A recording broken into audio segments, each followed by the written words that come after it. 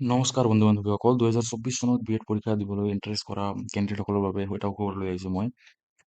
অসম চৰকাৰৰ ফালৰ পৰা এটা নটিফিকেশ্যনত কোৱা হৈছে যে B Ed common entrance test যিটো মানে গুৱাহাটী ইউনিভাৰ্চিটিৰ 2024 চনৰ বি এড কৰ্চৰ যিমান মানে এফিলিয়েটেড কলেজৰ আপোনালোকৰ বি এড এণ্ট্ৰেন্স এক্সামটো হ'ব এইটো কোৱা হৈছে। চাওক আপোনালোকে ইয়াতে পঢ়ি চাব পাৰে।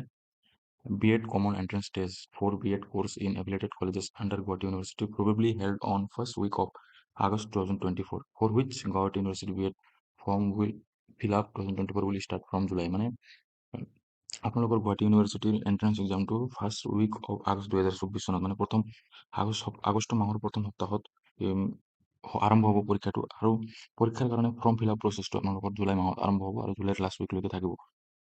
চ' মই এইটো আপোনালোকক জনাই দিব বিচাৰিছোঁ যে আপোনালোকে বি এডৰ কাৰণে যদি আপোনালোকে প্ৰিপাৰেশ্যন কৰি আছে তেনেহ'লে আপোনালোকে বি এডত কি কি চিলেবাছ আহিব মই এইটো সকলোবিলাক আপোনালোকক এই ভিডিঅ'ৰ যোগেদি জনাই দিম। চ' বন্ধু বান্ধৱীসকল আপোনালোকে চাব পাৰে মই গুৱাহাটী ইউনিভাৰ্চিটিৰ অফিচিয়েল ৱেবছাইটত আহি গৈছোঁ। আৰু এতিয়া মই আপোনালোকক ইয়াতে দেখুৱাম আপোনালোকে গুৱাহাটী ইউনিভাৰ্চিটিৰ বি এডৰ এডমিশ্যনৰ হ'ল বা বি এডৰ এণ্ট্ৰেন্সৰ প্ৰচেছটো কেনেকুৱা আপোনালোকে কি কৰিব লাগিব। চ' প্ৰথমতে ইয়াতে লিখা আছে চাওক B Ed admissions Guwahati university is now announcing B Ed. এইটো আপোনালোকে ইমান গুৰুত্ব দিব অলপ কথা নহয়, সকলোৱে জানে গুৱাহাটী ইউনিভাৰ্চিটিত বি এড আছে। চ' চাওক ইলিজিবিলিটি ক্ৰাইটেৰিয়াটো কৈছে ইয়াতে a candidate may be allowed to appear in the G U B Ed provided that she has passed the BA BSc BCom মানে আপোনালোকে গ্ৰেজুৱেশ্যন যিকোনো বিভাগৰ পৰা গ্ৰেজুৱেশ্যন কমপ্লিট কৰা হ'ব লাগিব। এটলিষ্ট 50% মাৰ্ক লাগিব জেনেৰেলৰ কাৰণে আৰু 45% মাৰ্ক লাগিব আপোনালোকৰ ST SC OBC আৰু PWD কেণ্ডিডেটৰ কাৰণে। এতিয়া মই আপোনালোকক দেখুৱাই দিম যে আপোনালোকৰ চিলেবাছটো চাওক। ইয়াতে কোৱা আছে যি বি এড মানে বি এডৰ যিটো এণ্ট্ৰেন্স হয় তাৰ চিলেবাছটো ইয়াতে কৈ দিয়া আছে। চাওক আপোনালোকে টোটেল নাম্বাৰ অফ কুৱেশ্যন হ'ব 100টা টোটেল নাম্বাৰ অফ কুৱেশ্যন হ'ব। কুৱেশ্যন টাইপটো আপোনালোকৰ হ'ব MCQ টাইপ মানে আপোনালোকে টিক মাৰ্ক দিব লাগিব।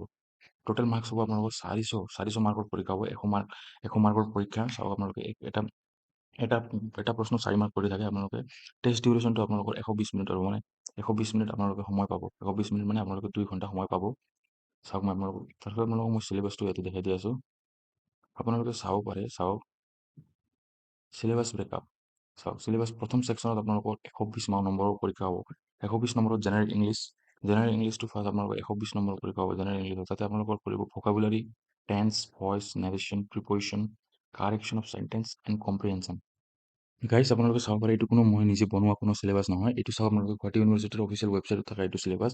যদি আপোনালোকে বি এডৰ এণ্ট্ৰেন্স এক্সাম পাছ কৰি বি এড পঢ়িব বিচাৰিছে তেনেহ'লে আপোনালোকে এই চিলেবাছখিনি আপোনালোকৰ খাতাত বা আপোনালোকৰ কপিত লিখি লওক। আপোনালোকে চাব পাৰে ইয়াত চিলেবাছ ছেকশ্যন 8 চাওক আপোনালোকে 120 নম্বৰ জেনেৰেল ইংলিছৰ কি আপোনালোকে চাব vocabulary, tense, voice, narration, preposition, correction of sentence and comprehension. এই জেনেৰেল মানে ইংলিছৰ এইকেইটা গ্ৰামাৰৰ বিভাগৰ পৰা আপোনালোকৰ 120 নম্বৰৰ কুৱেশ্যন আহিব। তাৰপিছত আপোনালোকে চাব পাৰে ছেকশ্যন বি আছে আপোনালোকৰ জেনেৰেল নলেজত চাবলৈ পাৰে আপোনালোকে Indian history, Indian polity, general science আৰু কাৰেণ্ট এফেয়াৰ্ছ। এই 4টা বিভাগৰ পৰা 120 নম্বৰৰ জেনেৰেল নলেজৰ কুৱেশ্যন আহিব। তাৰপিছত আপোনালোকে তলত চাব পাৰে ছেকশ্যন চিত দিয়া আছে test of reasoning and numerical ability. আপোনালোকে ৰিজনিং আৰু নিউমেৰিকেল এবিলিটিৰ ওপৰত 120 নম্বৰৰ পৰীক্ষা হ'ব ইয়াতে। আৰু আপোনালোকৰ ছেকশ্যন ডি আছে 40 নম্বৰত ডিভাইড কৰি দিয়া আছে ছেকশ্যন ডিটো। ছেকশ্যন ডিত আপোনালোকে চাওক আপোনালোকে যিহেতু বি এড এণ্ট্ৰেন্স দি আছে। বি এড মানে হ'ল এটা শিক্ষা ভাগৰ আপোনালোকে মানে মাষ্টৰ হ'বলৈ যাই আছে। চ' আপোনালোকে current Indian education issues and policies, national policy of education 2020 বিষয়ে আপোনালোকৰ নলেজ লাগিব। তাৰপিছত আপোনাৰ এলিমেণ্টাৰী এডুকেশ্যনৰ বিষয়ে আপোনাৰ SSA মানে সমগ্ৰ শিক্ষা অভিযানৰ বিষয়ে আপোনালোকৰ নলেজটো লাগিব। ছেকেণ্ডেৰী এডুকেশ্যন আপোনালোক যেনেকৈ ধৰক ৰাষ্ট্ৰীয় মাধ্যমিক শিক্ষা অভিযান ইয়াতে দিয়া আছে এইবিলাকৰ ওপৰত আপোনালোকৰ নলেজ লাগিব। তাৰপিছত আপোনালোকে তললৈ চালে এইকেইটা চিলেবাছ আপোনালোকে নোট কৰি ল'ব।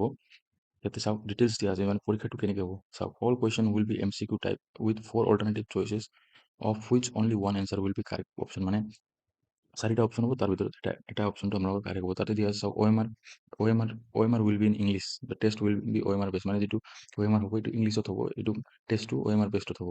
আপোনালোকৰ OMR চিট যিটো থাকে এইটো ইংলিছত থাকিব। For every right answer 4 mark will be awarded. চাওক আপোনালোকে প্ৰত্যেকটো ৰাইট এনচাৰত আপোনালোকে 4 মাৰ্ক পাব আৰু প্ৰত্যেকটো ৰং এনচাৰত আপোনালোকে 1 মাৰ্ক আপোনালোকৰ কাটা হ'ব। মানে গুৱাহাটী ইউনিভাৰ্চিটি বি এডত আপোনালোকৰ নেগেটিভ মাৰ্কিংটো আছে। There will be no' marking for unattempted questions মানে আপোনালোকে যদি কোনোবা কুৱেশ্যনছ যদি আপোনালোকে এটেম্প নকৰে মানে এইটো যদি আপোনালোকে নকৰে সেইটো আপোনালোকৰ নম্বৰো নাপাব। আপোনালোকৰ মানে মাৰ্ক কাটাটো নেগেটিভ মাৰ্কিঙো নহ'ব। তাৰপিছত চাওক আপোনালোকে ইয়াতে দিয়া আছে merit list will be prepared only on the basis off mark obtaining মানে আপোনালোকে যিটো আপোনালোকে এণ্ট্ৰেন্স এক্সামত যিমান নম্বৰ পাব সেই হিচাপত আপোনালোকৰ মেৰিট লিষ্টটো ওলাব। In case of a tie that is মানে যদি আপোনাক কোনোবাৰ যদি একে নম্বৰ হয় তেনেহ'লে আপোনালোকে চাওক ইয়াতে দিয়া আছে পজিটিভ মাৰ্ক আৰু নিগেটিভ মাৰ্কৰ ৰেচিঅ'টো চাব, তাৰপিছত আপোনালোকৰ বয়সটো চাব, কাৰ কিমান বয়স ডাঙৰ, সেইবিলাক চাই কিনে ইয়াতে মানে এডমিশ্যনটো লোৱা হয় বা মেৰিট লিষ্টটো লোৱা হয়। ইলিজিবিলিটি ক্ৰাইটেৰিয়াটো ভেৰিফাই কৰা হ'ব, কলেজে ভেৰিফাই কৰিব যেতিয়া আপোনালোকে কিবা হ'ব। Application and entrance examination fees আপোনালোকৰ 1500 টকা হ'ব। আপোনালোকে যেতিয়া এণ্ট্ৰেন্স এক্সামৰ কাৰণে আপোনালোকে এপ্লাই কৰিব, তেতিয়া আপোনালোকে 1500 টকা এটা ফিজ আপোনালোকে জমা কৰিব লাগিব। এই সকলোবিলাক প্ৰচেছ হ'ল আপোনালোকৰ বি এডৰ কাৰণে আপোনালোকে এইটো প্ৰি মানে আপোনালোকে এডমিশ্যন হোৱাৰ আগত আপোনালোকে বি এডৰ এণ্ট্ৰেন্সৰ কাৰণে আপোনালোকে জানিবলগীয়া এই সকলোবিলাক প্ৰচেছ।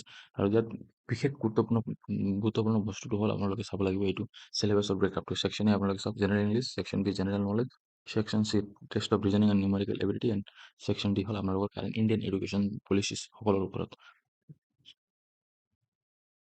চ' বন্ধু বান্ধৱীসকল, আপোনালোকে যিহেতু এই 2024 চনৰ আগষ্ট মাহৰ প্ৰথম সপ্তাহত আপোনালোকৰ এণ্ট্ৰেন্স এক্সামটো হ'বলৈ গৈ আছে, তেনেহ'লে আপোনালোকে এতিয়াৰে পৰা আপোনালোকৰ প্ৰিপেৰেশ্যনটো আৰম্ভ কৰি দিয়ক। চাওক, প্ৰিপেৰেশ্যনৰ কাৰণে আপোনালোকে প্ৰথমতে জেনেৰেল ইংলিছটো প্ৰথমতে আপোনালোকে কভাৰ কৰিব, জেনেৰেল নলেজটো কভাৰ কৰিব, আৰু আপোনালোকে ৰিজনিংটো কভাৰ কৰিব।